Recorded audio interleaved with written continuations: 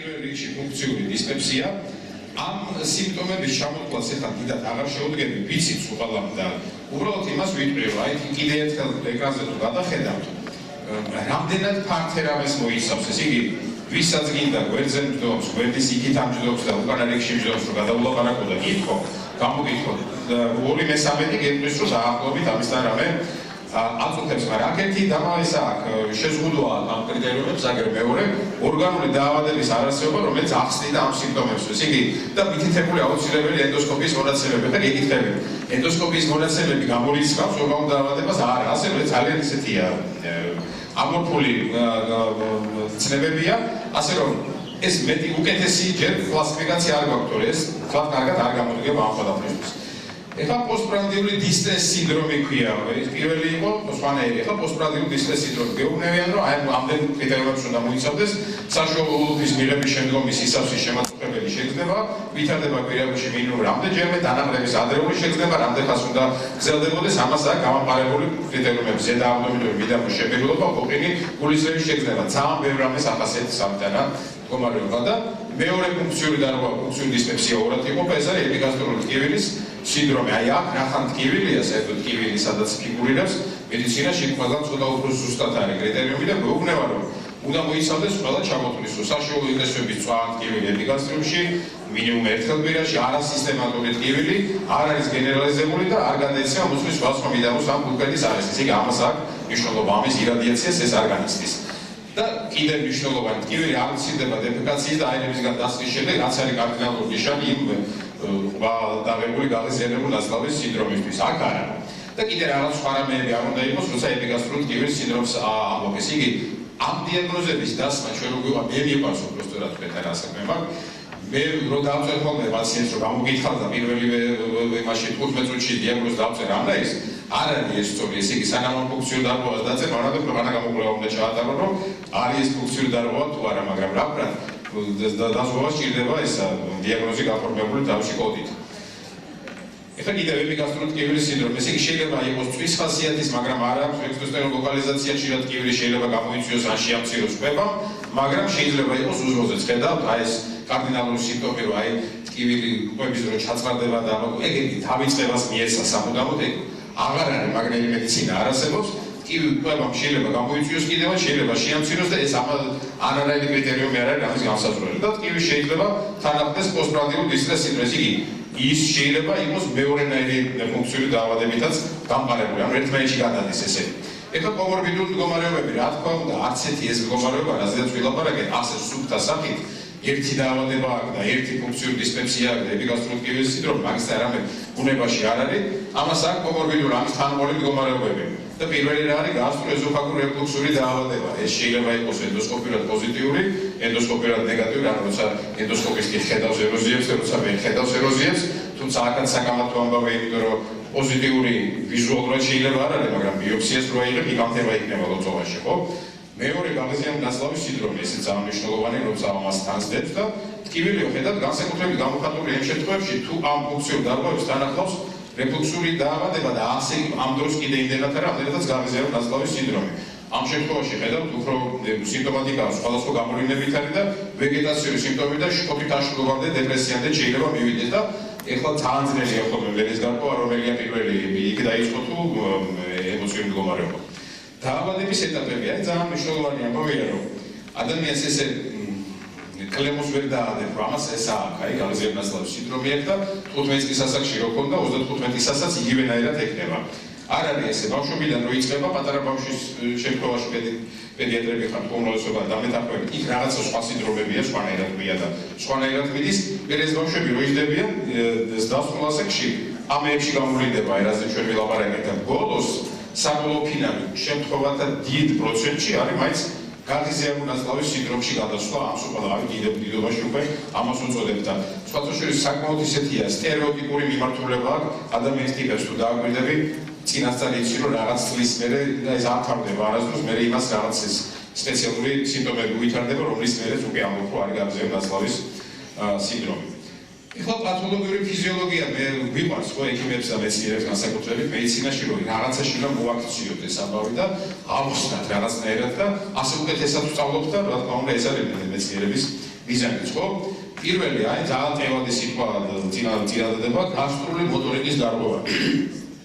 ვისაც ცოტა მაინც შეხება გქონიათ ან რაღაცა თემის გაკეთებისთვის ან პაციენტთან დაკავშირებით აი გასტრული მოტორიკის დარღვევასთან და კარგად დაკვირვები ხართ ამ გასტრული მოტორიკის დარღვევას, დამეთანხმებით, რომ ეს ძალიან დიდი სფეროა და 1000 რამე მოიაზრებ ამ გასტრული მოტორიკის დარღვევაში. მეორე, ცენტრალური ან პერიფერიული ჰიპერსენსიტიურობის ფონზე განვითარებული ვისცერული ჰიპერსენსიტიურობა, ნახეთ რა კარგად ითქმის ტექსტუალურად და აბა თუ ბიჭი ხარ და განსაზღვრო რომელი ჰორმონია, რომელი გამოწვევია, ან გამოწვევთა ჯგუფი, რომელიც არ მოიმატებს, არ მოიკლებს ცენტრალურ პერიფერულ ნერვულ სისტემაში და მე ამაზეა დამოკიდებული ამ სიმპტომების განვითარება.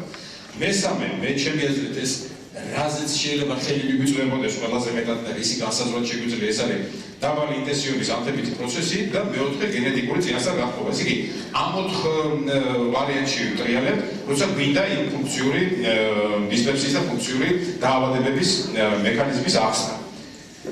ახლა გასტრული მოტორიკის დარღვევა ძალიან მოკლედ მოვიყვანე ერთი რამ, რომ ჩვენ ყველამ ვიცით და ჩვენც და ჩვენ მაწინათაობამაც და ალბათ ჩვენ შემდეგამაც ძალიან კარგახაც დარჩება ესამბავი, რომ მოტორიკის დარღვევა მნიშვნელოვანია და ხედავთ ყველანაირად აკავშირებდნენ ამას, რომ კუჭის დაყოვნებული დასლა, განსაკუთრებით ისე კუჭია დაწეული, იქ რაღაც თეთრ ფრთიშქვებოთ არის, ასე ხო გვაქვს რეგულარული დასკვნები და ყველამ ვიცით, რომ თუ ამნაირად არის ეს კუჭნაძღავის სისტემა მოწყობილი, რაღაცა სიმპტომები და სინდრომი, რაღაცა ჩივილები ამ პაციენტს ექნება.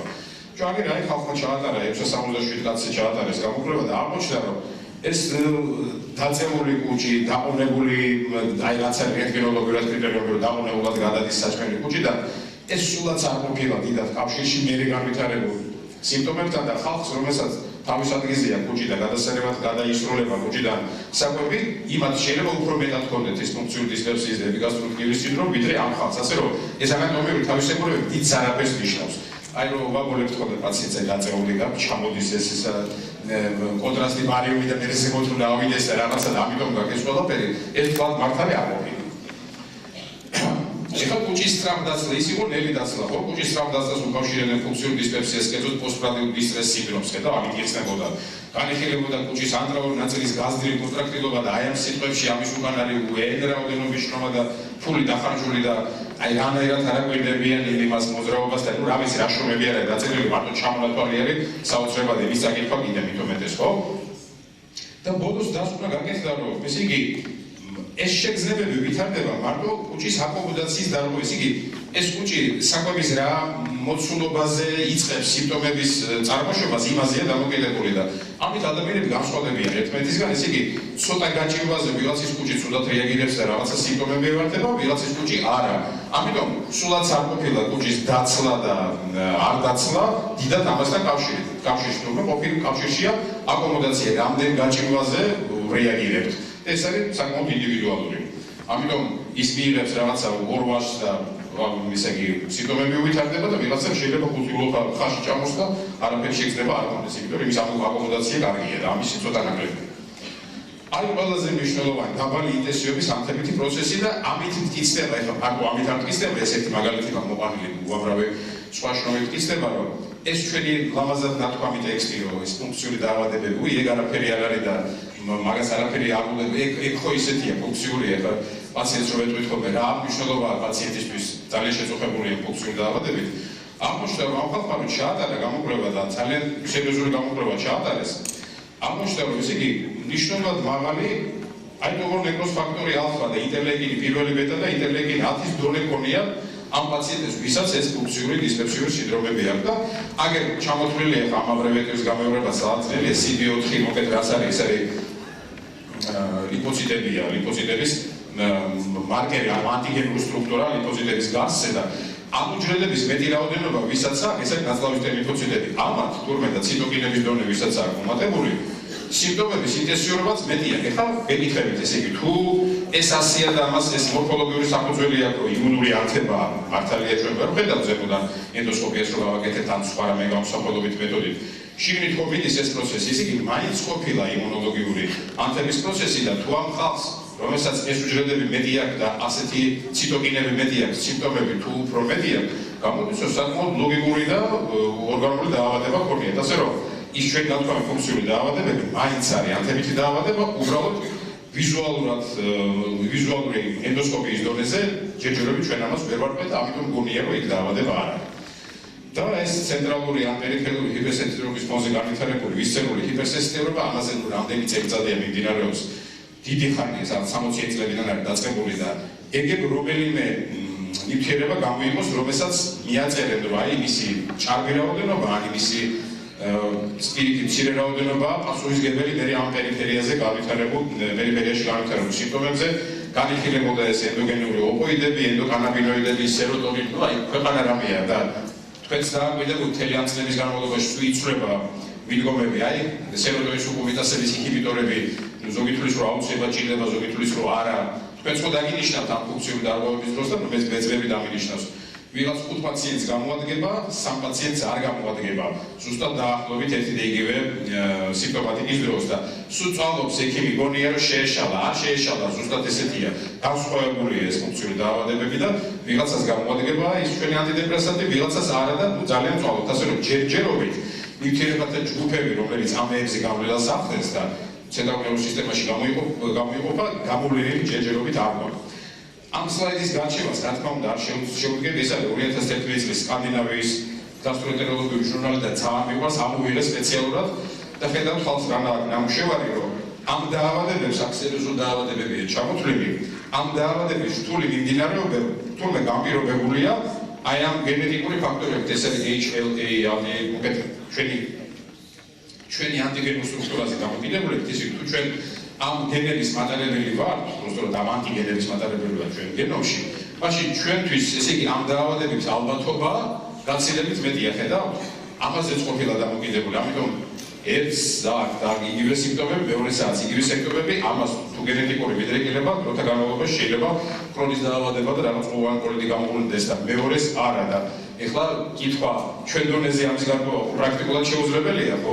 შეუძლებელია, მაგრამ უნდა ვიცოდეთ, რომ ამის არამეც არსებობს. აი რამდენი რამედებს ამ ფუნქციური დაავადებების უკან. ისევ გენეტიკური წინასწარ-განწყობა ეს საერთოდ ის არის 2015-14 მონაცემია, ეს იაპონელები ხო გაგაუცებენ, უკუ დამოკიდებულება ამოაჩინეს და სხვათა შორის ეხლა ამაზე ამ ვანილოიდ რეცეპტორები ქვია ამას TRPV1 იმას, ხო? აი ამ ხო ვიცი თქვა როგორც მოდაშია ეს სოფლიო მოდაში ამოვიჩნევთ რაღაცა მოდის სტილი, ეხლა ეს არის ამოშენებული და ბოლო 2 წელიწადია და კიდე რამდენიმე წელი გაგრძელდება, აი ამ რეცეპტორს აქვს ძალიან ბევრი თვის ის აქვს როლი აქვს მიკუთვნებული, პანკრეატიტი და რაღაც ქვეყანა ამბობი და ეხლა ისინი ამბობენ რომ აი ეს ვანილოიდური რეცეპტორი ვისაც აქვს ჭარბად თქვა ამის ექსპრესია ამის იმუნურ სისტემაში სადაც ხდება, ამ ხალხში ამას ეს ფუნქციური დისპერსიის სინდრომი პირიქით ნაკლებია იყო და ეს ეხლა ჯერჯერობით მცირე რაოდენობის კვლევებია და მოითხოვს ფართე დასკვნას, ასე რომ თუ ეს გადასწორდა, გამოდის რომ ესე წინასწარ გენეტიკურად არის განწყობილი და კიდე დიეტა დაიცავი და კიდე რაც კიდე ის გეტყვი, ის მაინც გეტყვება ეს დაავადება. ეხლა ჰორმონები, აგერ არის ჩამოთვლილი, ეს არის მოყალი ჩამონათვალი იმისა, რომლებიც მონაწილეობას ღებულობს საჭიროებრივ ტრაქტში, აი რომ დავიწყებთ ყვებას, მე მონელების მოტორიკის და მთელი ამ ყველაფრის პროცესში და აი ქვეყანა ყველა მონაწილეობს ამაში. ამის შემდეგ სლაიდზე, რა თქმა უნდა, ამ სლაიდის გარჩევასაც არ შეუდგებია, გრაფიკულად წერია საჭიროებრივ ტრაქტის რომელ ნაწილში, რომელი ჰორმონი გამოიყოფა, რას ასტიმულირებს და რას ამცირებს, აი ისი დამოუკიდებლობასაც აკეთებს. ეხლა ეს არის ყველაზე გამარტივებული სლაიდი, რაც შეიძლება შეგვიდეს ამასთან დაკავშირებით. ესეც რომ განიხილოთ, აქ იმდენი კავშირი და უკავშირია და იმდენად არის ერთმანეთთან დამოკიდებული, რომ ჩნდება კითხვა, რომ არის ის შესაძლებელი უახლოეს მომავალში რამე ისეთი ან ჰორმონებზე მოქმედია, ეს არის გასტროინტესტინალური ჰორმონები, ამაზე მოქმედი ნივთიერების შექმნა, რომ აი მოდი ის დათრგუნო, რაღაცა გააძლიერო და შემდგომ ეს საქმე კარგად გაიაროს, იქ რაღაც ჰიპოგლიკემიები ჯამისმერი არ დაგემართოს, პოსტპრანდიული ადრენალური სინდრომი არ დაგემართოს და ასე შემდეგ. წვალობს მედიცინა, ცდილობს რაღაცების შექმნას, ჯერ ამნაირი წამალი გამოგონებული არ არის არც ერთი და არც ორი და არ თქვა ირიბად მოქმედი და საით მიყავს ახლა ეს მსჯელობა, აი მთელი ზემოთ ჩამოთვლილი ამბების ამასთან დაკავშირებით იყო, რომ ეს იმდენად რთულია ეს დამდარღვევების მიზეზებში ჩაძიება, რომ არემ ჯობია ეს იგი რაც ვიცით კონკრეტული დაავადებები იმას კიკურნალობთ ანტიბიოტიკით და რაღაცებით, მაგრამ ვისი მოვლა შეუძლებელია ამ ფუნქციური დაავადებების ერთმანეთთან კავშირით და მათ ქვეშ მდებარე ფიზიოლოგიური მექანიზმები, ასეთ შემთხვევაში ალბათ ძობია ამ დაავადებებს ზემოდან დახედო, რასაც ზუსტად ეს ბიორეგულაციური მექანიზმის მედიცინა გვთავაზობს. დავხედოთ ზემოდან, რაც აქვს ყველა დაავადებას ან დარღვეულ მდგომარეობას, საერთო ეგები იმას უმკურნალოდ იქ დავასწოროთ რაღაცები და მე ორგანიზმი თავისით გაასწორებს, იმიტომ რომ ამაში ჩარევა ისე იგი მოტილინის გააქტიურება და სეკრეტის დათხოვნა მაგისთანაც ამალი არ არის გააქტიუროს ის დათხოვნოს, ასე რომ ეს ღიად დარჩება ეს საკითხი კიდე აწეულები. ერთი პატარა სლაიდია შეიძლება ამეთთან კავშირში არ არის, მაგრამ მინდოდა აუცილებლად მეთქვა, უზმარიანი პაციენტების მეტი რა ყოლია ხო, რომ შეჭამს, თავს წაგაჭამს ეს უზმარო ესეთია, არ შედება, არ თავდება, არასდროს ეს არის ძალიან იშვიათი შემთხვევა, როცა ამ წყულს ან რაღაცას უმკურნალებ ჰელიკობაქტერს და ჩამთავრებ და ფაქტობრივად მე შემიძლია ვთქვა, რომ 20-დან შეიძლება 2 პაციენტი იყოს, რომელსაც დაუთავდა სიმპტომები და მე უზმაროა იშვიათად აწუხებდა. უმრავლესობას რჩება და ამიტომაც არის გასტროეზოფაგური რეფლუქსური დაავადება, ცუდი და მძიმე. მაგრამ აღმოჩნდა, რომ ბევრ შემთხვევაში არის ისე, რომ ეს მჟავა არც კი ამოდის იმიდან კუჭიდან და არც ხდება საფლავში. ისე იგი რეალურად ამის საშუალება, ამის დადგენის საშუალება მოგვცა 24 საათიანმა pH-მეტრია. თუ ჩაატარებთ ამ გამოკვლევას, აღმოჩნდება, რომ პაციენტი რო გეუბნება, რომ აი ესე მეწვის და აი ესე ამოდის, ბევრ შემთხვევაში მჟავა არც ამოდის ზემოთ და თუმე ეს რის განყოფილა განპირობებული, ეს დენდრიტული უჯრედი ქვია მას, ეს არის იმუნური სისტემის უჯრედი, ეს არის სამლაპავის ლორწოვანის ეპითელიუმის უჯრედები და ამათ გრძელი აქსონის მსგავსი მორჩები გააჩნიათ, რომელიც ამ მჭიდრო კავშირებს შორის გადის და ეს არის სამლაპავის სანატურისკენ მიმართული მხარე და ამათ ნერვული უჯრედის მსგავსი ფუნქცია, აი სანატური მჟავის მიერ დაღიზიანებას აღიქვამს, წლების განმავლობაში აღიქვამს და ნეიროპათიას ჩართული მექანიზმი ემართება, მე მჟავა კიდეც რო არ მოხდეს ნებისმიერ გაჭირვაზე რეაგირებს, როგორც მჟავა მოხდა თითქოს და აქედან იმპულსაცია ქვემოთ გადაეცემა ყურსქვეშა ნერვულობას. ქსელს და მიდის ზუსტად იგივე სიმპტომური აღქმა, როგორც მჟავის ამოსვლის დროს. აი ამას როგორც ნეიროპათიას ისე უნდა უმკურნალო, გინდა მოიკავე თავი და პროტონ თრომბოს ინჰიბიტორის ძალიან მაღალ დოზას დანიშნე. არ შველის არაფერი. რაღაც სტრესი მოუვა, ქუჩაში ვიღაც შეაშინებს, იქ ტელევიზორ ჩატავს, ამბავს გაიგებს, ეკნება ბუზმარის მსგავსი სიმპტომი და ამისთან პაციენტები არც თუ ისე იშვიათად არის თუ დაავადები. ჩვენ კი ვკურნალობთ ამას მჟავადამწევით, მაგრამ დიდი შედეგი არ აქვს. და კიდე ერთი, აი მჟავის ჯიბე, რა ვიცი, აცი მოგიტრე ხარანაირი უნდა გადათარგმნო, ხომ უკეთ მჟავის რაღაცა გუნდა. ჩვენ რო ვისწავლეთ საუკუნის წინ ფიზიოლოგიაში, რომ კუჭში ეს რაღაც არის მანქანაშავით ერთმანეთს ერევა ეს საკვები მასა და კუჭის წვენი და ერთმანეთში თანაბრად არის არეული და აი ესე გადამუშავდება, ასე არ ყოფილა ეს ამბავი.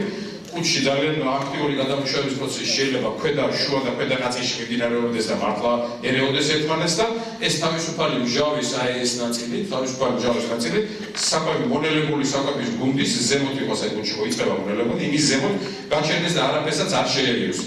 ასეთ ხალხს რა ახასიათებს, იცით, ჩვენ ხო ვიცით, რომ უძმარო არის, აი დიდხანს არ შეჭამდა მაშინ მაშინდა. ეს ხალხს პირიქითა დაიწყებს თუ არა ჭამას, ან მორჩება თუ არა და ეგრევე უძმაროა, იმიტომ რომ ეს მჟავა ამოვარდება პირდაპირ ზემოთ. ხო და ამას მჟავიანობის მომატებასთან არაფერი კავშირი არ აქვს. pH-იც კარგად შეიძლება გქონდეს და სეკრეციაც ნორმალური. აქ ესე იგი რა დარჩა ახლა, ამის კურნალობა თუ მაინც და მაინც დიდი სერიოზული დაავადება არ არის, პროტონ თრომბოს ინჰიბიტორით ამას არ ვკურნალობ. აი ეს არის ის ადგილი, როცა ანტაციდი შეიძლება გამოიყენა და ქვემოთ ვილაპარაკებ, რანაირად შეიძლება ბიორეგულაციური მედიცინით მოუარო ამ საქმესაც. ესეც არ არის სხვათა შორის იშვიათი. ის უფრო იშვიათია ეს ნეიროპათია თუ უძმაროა და ეს ასე ვთქვით, ეს საკმაოდ ხშირი გავრცელებული მდგომარეობაა. ძალიან სქემატური სლაიდი, რა თქმა უნდა, არ შეუძლია ყველა მისით ეს რა არის, რომელ საჯარო ტრაქტის რომელ ნაწილში რა ბაქტერიები უნდა იყოს. აქედან შევეხები ერთადერთ რამეს მარტო, ხო? ჩვენ ხო ვიცით, რომ ზემოდან მოყოლებული ქვემოთ, ან კუჭიდან მოყოლებული ქვემოთ თანთან იზრდება ამ ბაქტერიების რაოდენობა. დიდებში, ალბათ ბავშვებში ეს დაახლოებით იგივენაირად არის, მაგრამ დიდებში განსაკუთრებით არის, განსაკუთრებით ხშირია ეს ამბავი. წვრილი ნაწლავის დისტალურ ნაწილში ბაქტერიები, რომლებიც უნდა იყოს, აი აქ წერია, მაშინ რამდენი უნდა იყოს დაუშვათ იმ ნაწლავში, მოგეთ არ თუ ეს კარგი ბაქტერიებიც კი რაც იმას ერგება, რომ თუ გამრავდა, ან წვრილი ნაწლავიდან ამოჩოჩდა ზემოთ და ეს ბევრი დაავადების დროს ხდება და მივიღეთ წვრილი ნაწლავში კოლიჯის ფლორის გამრავლების სინდრომი, ეს ბაქტერიები მთელი მას საფროდუქტებს ზემოთ დაშლის რაღაცა სხვა მიმართულებით გარდაქმნიან, ან ისე თუ გამრავდა, რომ დაშლის იმას პანკრეასის ეგზოგენური ფუნქციის განსაკუთრებულ ფერმენტებს დაშლის, მაშინ განვითარდება ის მდგომარეობა, როცა თითქოს ვერ ინელებ საკვებს და ასეთ დროს ჩვენი თავარი შეცდომა არის რა ჩვენ ვიხარიეს უყალას პრობიოტიკი და ვიცით რომ უნდა დავნიშნოთ და ტელევიზიით არის რეკლამა და აი ვიცით რომ კარგია ამას პრობიოტიკს რომ ისე გაუაზრებდათ ხო ამ ხას უარესი რამ მემართება ამას ანტიბიოტიკი ჭირდება პირიქით და შეიძლება მთელი ცხოვრებას პერიოდულად რაღაც ისეთი უნდა მისცი ანტიბიოტიკი რომ ძალიან არ დააზიანოთ თქვა ქვედაფლორა შეუმცირო ხოლმე ეს ბაქტერიები და მოგინახავთ აი გასტრიტიანებს რომ ნიშნავთ ერადიკაციულ თერაპიას ხო ვიღაცა მოდის და იტყვის ექიმო მოქმედებას გაუვისწორდა რომლისთვისაც ადაგინიშნო მუსელის აღარმებერება აღარაფერი აღარჩის კარგად ვარ ხო ამისთან ხალხი ხო არის ეს ჰელიკობაქტერმა კი არ ქნა ყველაფერი და წულის მორჩენა იმათ ესეც ქონდა დაარეული და იმ ანტიბიოტიკმა უშუალოდ ასე ანტიბიოტიკი ყოველთვის საფრთხო და საშიში და უბედურება არ არის ხალხად საჭიროა და ბოლო ეს რაც მინდოდა ეს ჩემი გულის ტკივილი მე თამაშ ჩვენ სულ არ ვაქცევთ ყურადღებას პედიატრები უფრო აქცევენ და დიდები ის დასრულების ექიმები, თერაპევტები და გასტროენტეროლოგები არ ვაქცევთ ყურადღებას ეს არის ძალიან გავრცელებული მდგომარეობა ისიც არის აი აბრევიატურა პირდაპირ ინგლისური ფერმენტირებადი ოლიგო დი მონოსაქარიდების და პოლიოლების ოღონდ შეძენილი დიეტური აუტანობა ეს თავიდან არ გვაქვს ასეთი ფორმით აქ არ შედის ისა ლაქტოზის თანდაყოლი ისიც ამასთან ერთად არის ლაქტოზის აუტანობა რომელიც ხარისხი დროთა განმავლობაში იმატებს და აი ესები ეს ოლიგოდი და მონოსაქარიდების აუტანობა თანდათან გვივითარდება ჩვენ და ძალიან მნიშვნელოვანია იმიტომ რომ თუ ჩვენ აი ხა შემოთვლილია რომელიც შედის და რანაირად თუ ჩვენ ეს გაგვივითარდა და ძალიან ხშირად გვივითარდება მე ის ჩვენ უწყინარი დიეტა დაისაბინა როგორია რომ წვარის ჭამს და ბოსტეოს ჭამს და ხილი ჭამე რომ და ის წიმენი არ ჭამო ეს ხალხი ჭამს ამ წვარის ბოსტეოს ხილს და არის გაცილებით უარესად იმიტომ რომ იმ ფრუქტოზას ვერ იტანს იქ დისაქარიდებს ვერ იტანს იმათ ის ბაქტერიები უვითარდება გაზალში რომლებიც ამას ცუდი მიმართულებით გარდაქმნიან მეთანი და წყალბადი წარმოიშობა ასე დროს და გაზებიც უბრალდება და არის ექიმო დიეტურად ჭამ და ვარ უფრო ცუდად ამ დიეტურად ესე ბოსტეოზე და ამაზე გადავიდა არის ცუდად ამას აუცილებლად ყურადღება უნდა მიექცეს იმიტომ რომ მე ჩემი დაკვირვებას ვამბობ ეს არ არის დიდი კვლევის შედეგი ამ გარნიზერულ ნაცნავის სინდრომს რასაც ვთქვით იმის ნახევარზე თუ მეტი და მე მგონი 70%-ით ამის აუტანობაა და არ არის რეალურად ის გარნიზერულ ნაცნავის სინდრომი. ეს მარტივი მაგალითია, რანაირად გადადის ეს ისინი ნახშირწყლები ერთმანეთში, გლუკოზი და სორბიტოლი შეიძლება მიიღოს სორბიტოლიდან ფრუქტოზა და თუ ეს სინდრომი გაქვს, რამდენად ცუდად იქნები ამნაირი კვების პირობებში. სუკროზა ეს ჩვეულებრივი ის არის, ჩვენი საკვები შაკარი, რასაც ხმარობთ ჩაიში და მაშინ საფში, რასაც შედგება გლუკოზისგან და ფრუქტოზისგან, ხო?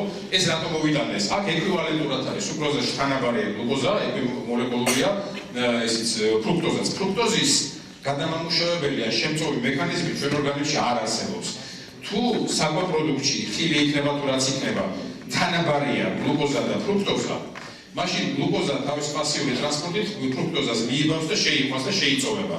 შვედურად ისე რომ ეს იმ ბაქტერიების პროდუქტი არ ხდება საკვებ პროდუქტი, რომლის მერეც გაზი წარმოიქმნება. ასე რომ ჩვეულებრივ საკვებს საქარს ვიღებთ კარგად, მაგრამ ყველა ის ხილი, რომელშიც ფრუქტოზა გაცილებით მეტია ვიდრე გლუკოზა და მე ჩამონათვალი იქნება ისინი ვაიმე ექიმო ერთი ლეღვი ჭამე და მოგვდი და ვაშლი თუ გინდაც ხო?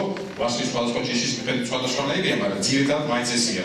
ის უნებელი ჩვევა ხო? ექიმო 6 საათის მერე აღარაფერს აღავჭავ, ერთი მაწონი ოლიკოზი შევჭამე და ის ერთი ვაშლი მივაყოლე და მთელი ღამე გავათენე. გაათენებდა, იმიტომ რომ ვერც ლაქტოზას ინელებს და ვერც იმას ინელებს. ვაშში უფრო მეტია ფრუქტოზა და ის უნებელი ვაშლი შეიძლება იმისთვის ძალიან ცუდი რამე იყოს. და კიდე ერთი ინულინი, ნუ პრობიოტიკებს ხო ვახსენებთ იცემა ხო? პრობიოტიკები მეტად ფასობს თუ ძალიან ბევრი ეს არის ბაქტერია, ბევრნაირი ხო, რომელიც საჭიროა ჩვენი ორგანიზმისთვის და განსაკუთრებით არის ინულინის უსვამენ ხოლმე ხაზს, რომ აი ინულინი შეიცავს კუჭის მოქმედებას ხელს უწყობს, ხო? მართალია, ინულინი არის ბუნებრივი პოლისაქარიდი, რომელიც იზრდება ბევრი სახეობის მცენარის მიერ, ესე იგი ვარდკაჭაჭასგან მიიღება ძირითადად ასეთი მცენარეები, ესე იგი სამარაგო ნივთიერება ძირითადად ამათი თესვებში განლაგებული და არ ახდენენ საქამეების დამარაგებას ინულინის გამოიმუშავებს და ეს ინულინი თუ არის დამატებული პრობიოტიკზე შეგულობის შემთხვევაში შეიძლება გამოგადგეს, მაგრამ სხვა შემთხვევაში თუ იმ ადამიანს ეწევა რაც თქვი ჩვენ ეს შეძენილი დი მონოსაქარიდების და პოლიოლების აუტანობა ინულინი ერთ-ერთი შემადგენელია ჩამონათვალში ნახშირწყლების აი რამდენჯერ დაგინიშნავთ გადასარევი პრობიოტიკი ამდენ 17-ნაირი ბაქტერია შეიცავს იქიდან არის ჩამოტანილი ღირს ძალიან ძვირი კოლოფია გადასარევი დანიშნავდა ამ იმაზე ინულინიან პრობიოტიკზე ხდება უფრო უარესად ხდება იმიტომ რომ იმას საფრთხე ამიტომ აუტანლობა. ამიტომ ამ ყველაფერს დაგვირება ჭირდება და მთელი უბედურება ის არის, რომ ამის შესწავლელი მეთოდები, სამონასოთი ჰაერის ტესტი რო დაალევი ეფრო რაღაცას და მე ვთქვათ იქ უნდა მეთანი და წყალბადი უნდა აღმოაჩინო. ეს ტესტებიც არ არის ზუსტი, რომ გქონდეს, მაინც ვერ ვატარებ და იმას ჭირდება ერთი ადამიანმა დააწვინო კლინიკაში და დიდ გასამოვარდე არ არის. პრაქტიკულად მაგის საშუალება ამიტომ უნდა გამოკითხოთ. კარგად და გამოკითხოთ რას რითი იკვებება და თუ ნახავთ რომ ის ვაშს და რაღაცებს ვერ იტანს, ეს არ არის რომ დაავადებაა და გასტრიტია. იმას არ ამისი შეძენილი ბუნებრივი აუტანლობა და ამას უნდა მოვეკიდოთ გაგებით ესე იგი უნდა ავეწყოთ ჩვენს ამას ვერაფერს ვერ უზავთ. ერთადერთი საშუალება გვაქვს არ ამჭამოთ ეს პროდუქტები და არ კიდე ის ბაქტერიები რომელიც ჩვენ ნაცვალში გამრავლდა და ამას ამნიფერებებს სხვანაირად გარდაქმნის შევამციროთ ზომიერად თვეში ერთხელ ან ერთ კვირაში ერთხელ მცირე ზომის ანტიბიოტიკის მიცემით. აი ეგრე შემოთვლილია და ამას რა თქმა უნდა არ შეუძლები ამის განხილვას და აგერ ნახავთ დების ინტერნეტში ძალიან მარტივი ეს ინტერნეტიდან გამოტანილი სლაიდია და ნახავთ რომ რამდენად მარტივია იწყება რითი სადაც ფრუქტოზა მეტია ვაშლით იწყება ხედავთ ნუ მანგო ჩვენთან ერთად დიდად არ არის ხო მსხალი ნებისმიერი ის ჩირის ვარიანტი ყველგან და საზამთრო აგერ თუ გადმოვალთ იმაში ბოსტნეულებში აგერ ძალიან მარტივი ამბებია აი ის ხო ვიცით ყველა რომ კომპოსტოები იწვევს ბადრიჯანი და რაც თავარია ყველანაირი ხახვი და ყველანაირი ნიორი და საქართველოს ხო ესე იგი უნდა ნიორი ისაკუნა ხო ამებში შედის ეს ისა ფრუქტანები შედის ყველაზე ბევრი ამიტომ მეთქიმო ერთი დახევარი ისა პორცია რაღაცა სუპი შეჭამია რაღაცა და მაინც აგებერებოდა იმიტომ რომ ხახვი იყო ჩახარშული და ნიორი იყო კიდე დამატებული თუ ეს გავა და აღარ ჩამოვიდა ქვეყანა ამბავია შემდეგი სლაიდია მოცემული მწვანეფერი რა შეიძლება ეხლა აქაც იმისთანაც ისინია ხილია ესეთი მოდანილი ბევრი რომელიც საქართველოს საერთოდ არ არის და ვიდი იწყება ხო ბანანი ყველაზე მარტივი ბანანი ეხლა ეს ბლუბერი მოკეთ მოცვი და ვეგენი შეგვიძლია ჩამოთმარ ეხლა მოცვს ასე მინიკანებს ხედავ ყურძენს რაც შეეხება ყურძენი ნამდვილად არის დამოკიდებული იმაზე ჯიშზეა დამოკიდებული ეხლა რომელ ჯიშში რამდენი ფრუქტოზაა და რამდენი გლუკოზაა ეგ ძელი სათქმელია მაგრამ მაინც რაც არ უნდა ამის მიხედვით დაუნიშნო დიეტა და სულ ინტერნეტში იყო და გრამობით აწონო ესენი მაინც ყველგან გეუბნებიან თუ რაღაც რაოდენობას აბსოლუტურად მნიშვნელობამ გადააჭარბა კი არის დაუშვათ გლუკოზა ბევრი და ფრუქტოზა ცოტა ამხეში მაგრამ თუ ის 2 კილო ჭამა მაინც ფრუქტოზის რაოდენობა იმდენი იქნება რომ ვეღარ შეიწოს და გახდება ცუდად ასე რომ უნდა დავაკვირდეთ ამ საქმეს და აი ეს მარტივი რაღაცეები დევს იმ ძიმე დაავადებების უკან რომელიც წელად მე ჩამოვარე ეხლა რითაც დავიწყეთ ჩვენი მთელი მოხსენება ხო იქ თქვით ძირითადი პრობლემა რომ რამდენად ძნელია ამ ყველაფერთან გამკლავება და რამდენად ძნელია მედიკამენტის შერჩევა იმიტომ რომ მას მექანიზმები აქვს ძალიან რთული და რა ჯობია ხო ის ოფიციალურ მედიცინას აქვს თავისი ის ანტიბიოტიკი პროტონტურბოს ინჰიბიტორი და ნუ ქვეყანა ფერმენტი და რამდენიმე სხვა საშუალება კიდე ხო რომლის გამოყენება შეიძლება მეორე მედიცინა რომელიც დაუშვათ თulis რომ აი ესეთი ფუნქციური დარღვევების დროს ემოციაზე უნდა იმოქმედო და იქამდე წავიდნენ რომ ერთ-ერთ ის მეთოდად ყურადღებისა იკრება ჰიპნოზიც კი და ამის მერე გაზიან ნაზლავის სინდრომი ცოტა წყარდება თითქოს მაგრამ მე მგონია ეს მესამე მიმართულება და რომელიც ასევე თანაბარი სიძლიერის არის როგორც ის პირველი ორი უნდა იყოს ბიოვარეგულირებელი მედიცინა და რატომ რომელ დაავადებას და რომელ სინდრომს არ მოუხდება იმის გათვალისწინებით რაც ვილაპარაკეთ რომ აი დაბალი ინტენსივობის ანთების პროცესია და ის ციტოკინების დონე იმატებს და ასე შემდეგ დეტოქსიკაცია და დრენირება რატო არ მოუხდება ნებისმიერ მდგომარეობას მოუხდება გარედან მოხვედრის შეზღუდვა ან გარედან აგენტის შეზღუდვა დეტოქსიკაცია და დრენირება ორგანიზმის ხელის შეწყობა ამ მედიკამენტებს ესახასიათებს ტოქსინების ელიმინაცია და პაციენტის სენსიტიზირება შემდგომი დაავადების შემთხვევაში ყველა პათოლოგიურ მდგომარეობას გამოადგენება იმუნომოდულაცია გამოადგება ნებისმიერს ხო უჯრედების, ქსოვილების და ორგანოების დაცვა და ეგეთი რაც ამ სამ რამეზეა დამოკიდებული ბიორეგულაციური მედიცინა და თუ მედიკამენტები ამ ფუნქციებს ასრულებს, მაშინ ის კარგი გამოცდილი და ამ საქმეში გამოცდილი ექიმის ხელში ძალიან კარგი ხან დამატებითი და ხან ძირითადი ყურადღება იქნება იმ ჩვენ მიერ ჩამოთვლილი მდგომარეობის სამკურნალოდ. აი გასაწესრიგებელი სისტემაზე მოქმედი კომპლექსური ბიომარეგულირებელი პრეპარატები. აი გასტრიკომელი პირველი ხო, ნუქსვომიკა ხომაკორდი, ეპელი, ჰეპატოკომპოზიტომი, ბერბერის ხომაკორდი, ლეპანდრა, მომორდიკა კომპოზიტომი, მუკოზა კომპოზიტომი, ნევროხელი, ესენი ყველაფერი შეიძლება გამოცდილმა ექიმმა გამოიყენოს სხვადასხვა შეთანხმებაში, სპასკუპრელი, ვიბურკოლი, ვერი დაავადების სხვადასხვა მექანიზმი მაკორიგირებელი მარტო ეს არა, ლიმფომიოზოდი, ტრაუმელი, ექინაცია კომპოზიტომი, უბიკინო კომპოზიტომი, კოენზიმ კომპოზიტომი. ახლა დავიწყოთ ეზოფაგიტი, აქ კი დაავადება წერია პირდაპირ ეზოფაგიტი, მაგრამ ეს ეხება ყველაფერი იმას, რაზეც ვილაპარაკეთ, აი ენდოსკოპიურად ნეგატიურიც რომ იყოს და დაუშვათ ფუნქციური ვარიანტი იყოს, ხო? ხედავთ, აი წვავე და ქრონიკულის გამწვევა. პირველი მთავარი წამლები, ტრაუმელი და ლიმფომიოზიტი. ტრაუმელის და ლიმფომიოზიტის შეთანწყობა არ მუშაობს მარტო აი სეკრეციაზე, ხო? ისივე სადრენაჟო ფუნქცია და დეზინტოქსიკაციური ფუნქცია. თუ ამას გააუმჯობესებს, ელიმინაცია თუ მოხდება რაღაც ტოქსინების და დარჩი მაინც არის ციგათებით პროცესი, ამათებითი პროცესი დერივატების გამოდევნა თუ მოხდება, რა თქმა უნდა ეს ნებისმიერ მდგომარეობას გამოდგება, მათ შორის ეზოფაგიც. ეხლა გახანგრძლივებული ფორმის შემთხვევაში შეიძლება მუკოზა კომპოზიტომი გამოიყენო, კოენზიმი და უბიქინონიც გამოიყენო, იმიტომ რომ იმუნურ სისტემაზე გადასარევად მოქმედებს. რემისიის პერიოდში რომ შეინარჩუნო კარგი უნება განწყობილება და ნორმალური ჯანმრთელობის მდგომარეობა, მუკოზა კომპოზიტომი, იმიტომ რომ ყველანაირ ლორწოვან გარსზე მოქმედებს, კოენზიმი და უბიქინონი შეიძლება მარტივად გამოიყენო. ეხლა რაც შეეხება გასტროეზოფაგურ რეფლუქსურ დაავადებას, ხო?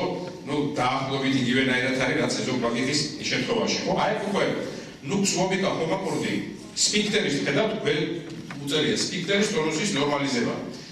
ციგი დაახლოებით მსგავსი მოქმედება იმასაც ეს უკვე შეი პრაქტიკიდან შემიძლია გითხრათ გასტრიკომას ხშირად ვიყენებ ხოლმე და დაახლოებით იგი აი გასტრიკომელი და ეს ერთად იმ შემთხვევაში როცა აი დიდი ხნის განმავლობაში ამჟამად ამწე მედიკამენტებს ნიშნავდა რაღაც ამას დასასრული არ უჩანს და ტიპსაც უგააჩნია პაციენტზე გააჩნია ვიღაც ტიპებს ეს იგი წამალი უნდა შეუჩიო ისეც ვისაც გამილად გამოადგება. აი ამათი კომბინაციით ძალიან ბევრჯერ უკეთესი შედეგი მიმიღია, ვიდრე იმიტომ რომ იმას აღარ უნდა ამდენი ომეპრაზოლის მიღება და პანტოპრაზოლის, ხო? აი ამებით მე ვარ ვამბობ რომ ძალიან ჩამბოლომდე შეანაცვლებ, მაგრამ ფონიკულად გამოყენებით ძალიან შეამცირებ ამჟამად ამწევი მედიკამენტების გამოყენებას, ეს ძალიან დიდი მნიშვნელობის ამბავია. ეხლა გახაზრდები მიმდინარეობს დროს ისევ მუკოზა კომპოზიტომი, ტრაუმელესი იგივე თავისი ძირითადი მოქმედებით შეგვიძლია გამოიყენო, რეციდივებს შორის პერიოდში ისევ მუკოზა კომპოზიტომი, ლუქსვობიკა ჰომაკორდი ისევ თამამად შეგვიძლია გამოიყენო. გართულებები გერდის არის ჩამოთვლილი, რა თქმა უნდა, გართულებების შემთხვევაში პერფორაციის და ასე შემდეგ, ამას საავადმყოფო ჭირდება და ჭირდება უკვე აქტიური ჩარევა, ხო? დისპეპსია, ერთად დავიწყეთ ჩვენი მოხსენება, დისპეპსია, გასტრიტი, დუოდენიტი, გასტრიკომელი, ლუქსვობიკა ჰომაკორდი, ძირითადი მედიკამენტები, ისევ თავისი ამ სფინქტერებზე მოქმედებით და ანთების საწინააღმდეგო მოქმედებით. გახანგრძლივებული მიმდინარეობა იგივენაირია და ექინაცია კომპოზიტომი, ხედავთ დათქმა ჰელიკობაქტერი პიროლის დროს. ციგი მექანიზმი ჰელიკობაქტერის საწინააღმდეგო მოქმედების მექანიზმი ვერ გეტყვით რანაირად ეს იგი გარსის ცილების გამრავლებას და იმისი კაგ და აი ანტიგენური სტრუქტურა რაც აქვს კოაგულაციური ანტიგენი ამაზე ექინაცია კომპოზიტომი პირდაპირ არ მოქმედებს, მაგრამ იმუნური სისტემის გაძლიერების გამო და განსაკუთრებით ბიოლოგიური იმუნური სისტემის გაძლიერების გამო ალბათ ჰელიკობაქტერს ექნება ის პირობები, რომლის ოზეც ამასი აქტიურობა მცირდება. რემისიის პერიოდში გასტრიკომელი შეგიძლიათ ხანგრძლივად რა 6 კვირის განმავლობაში კურსი ესეთი თითო ტაბლეტი ენის ქვეშ დასაწუნად არის კვებამდე 15 წუთით ადრე. ლუქსვობიკა ჰომაკორდი შეგიძლიათ მონაცვლეობაც ამეების, ოღონდ ეხლა ყველა ეს წამალი მას შემდეგ უნდა გამოიყენოთ, როცა თქვენ ამას ამ წამლებს ვიმართ, დამოკიდებულება გაგიჩნდება და თუ არ დავიწყეთ არასდროს ამის დანიშვნა, დამოკიდებულება წიგნის კითხვით და წამლის ინსტრუქციით არ ჩნდება, ჩნდება ის დანიშვნის და შედეგების პირობებში და აი დავიწყოთ უნდა ვცადოთ აი მე რაც მაგ გამოყენებული იმაზე ვამბობ რომ აი ესე გამოყენებული მაქვს და საკმაოდ ეფექტურია. სცადეთ თუ ეს და ნახოთ ისა უკუჩვი არის გუარესი აი რაღაცა გააკუჭა ამერიკა არასენოს. ეხლა კუჭისა 12 გოჯა დასწავს ყოველ დაავადება. ხედავთ ტრაუმელი, მუკოზა კომპოზიტომის, ლიმფომიოზიტის კომბინაცია ყველა იმ ძირითადი თვისების გამო ნამდვილად გამოადგება წყალმად დაავადებას. გახანგრძლივებული მიმდინარეობის დროს ისევ ემატება ექინაცია უბიქინონი რეციდივებს შორის ისევ გასტრიკომელი, ლუქსვობიკა ჰომაკორდი, მუკოზა კომპოზიტომი. ეს მშვენიერი შეთანხმება, რომელიც ბევრნაირ შემთხვევაში შეგიძლიათ გამოიყენოთ. ხედავთ არასპეციფიკური წყალოვანი კოლიტი, ხო? ნუ გასტროენტეროლოგიის უშუალებელი პრობლემაა. რა თქმა უნდა, ეს ლიმფომიოზიტი, მუკოზა კომპოზიტომი და ტრაუმელი ამ პრობლემას ბოლომდე არ წყვეტს, მაგრამ იგივე თავისი არ სადრენაჟო დეზინტოქსიკაციური და იმუნომოდულაციური მოქმედებით და ანთების საწინააღმდეგო მოქმედებით ძალიანაც გამოგადგება როგორც გამწვევების კურნალობის დროს, როცა რაღაც სხვა რაღაცას იმერებ და ეგეთ შეიძლება გამოიყენო და ასევე რაღაც წყარ პერიოდში შემანარჩუნება თერაპიაში და ძალიან შეამცირებს ეს ციტოსტატინის ჰორმონის და 5 ამინოსალიცილის მედიკამენტების გამოყენებას. სხვადასხვა აქ ესეც მაგ გამოყენებული ლიმფომიოზიტი და მუკოზა კომპოზიტომი ტრაუმელი არა. აი ეს პირველი ორი წყალოვანი კოლიტების დროს მაგ გამოყენებული და ძალიან შემიმცირა პრედნიზოლონის და თქვათ იმის ციტოსტატიკის საჭიროება. აქაც იგივე ვარიანტია განხაზული მედინეობა ექინაცია, უბიქინომ დაემატება რეციდივებს შორის ლიმფომიოზოტი მუკოზა კომპოზიტომი. გაღიზიან ნაცლავის სინდრომი, ნუქსომიკა კომაკორდი და რა თქმა უნდა ეს გაღიზიან ნაცლავის სინდრომი ემოციას უთავს, ნევროფილი შეუცვლელია აი ამ იმ კომპლექსში, რასაც ქვია გაღიზიან ნაცლავის სინდრომის მკურნალობა. ისევ მუკოზა კომპოზიტომი და რა თქმა უნდა სპასკუბრელი, იმიტომ რომ უმეტეს შემთხვევაში გაღიზიან ნაცლავის სინდრომს სპაზმი შეიძლება არ მოყვეს რეალურად, მაგრამ სპაზმის შეგრძნება მოყვება ადამიანები მცირე გაჭიმას ნაცვლისას სუდად ან შეფუჭას აღიქვამენ, ამიტომ სპაზმუბრელის გამოყენება თავისუფლად შეგვიძლია. ნევროფილი, ნუქსომიკა კომაკორდი და მონაცვლეობით ხედავთ, ეს იგი ერთი კოლოფი, ერთი პრეპარატი, მე ეს არის რეციდივებს შორის პერიოდი. ღვიძლის ცხიმოვანი დისტროფია, ღვიძლის ალკოჰოლური დაავადება, ქრონიკული ჰეპატიტი, ეს უკვე ჰეპატობილიარულ სისტემაზე მოქმედი ბიომოლეკულური მედიკამენტები, ჰეპელი, გალიუმფელი და ტრაუმელი, ეს ამათი უნარიანი კომბინაციური გამოყენებას მნიშვნელოვნად აუმჯობესებს სხვა მედიკამენტების გამოყენების საჭიროებას. განხორციელებული მიმდინარეობის დროს ჰეპატოკომპოზიტომი, კოენზიმ უბიქინონ კომპოზიტომი, ეხლა აქ ესენი მოცემულია პირდაპირ, მართალია სანამ ამას ჩვენ ასე გავითავისებდეთ, მანამდე დრო გავა, მაგრამ თუ არ დავიწყეთ გამოყენება, ჩვენ დამოკიდებულებს ამ მედიკამენტების მიმართ ვერ შევიდგენთ და ამიტომ არ გამოვა ეს ისა ჩვენ მოხსენებაც ისეთი იქნება რა. თუ გინდა რომ შედეგს მივაღწევ, დავიწყოთ გამოყენება, მე მივხვდებით რამდენად კარგი იქნება ეს ყველაფერი.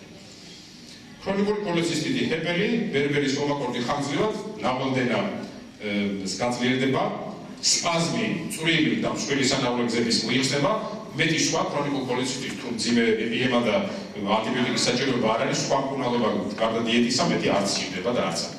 ისევ განხორციელებული მიმდინარეობის დროს ლიმფომიოზოტი, ტრაუმელი, სპასკუბრელი და რეციდივებს შორის ჰეპელი და ბერბერის კომაკორდი. ქრონიკული პანკრეატიტი, ლეპტანდრა კომპოზიტომი, ლიმფომიოზოტი შეშუპებას მოხდის.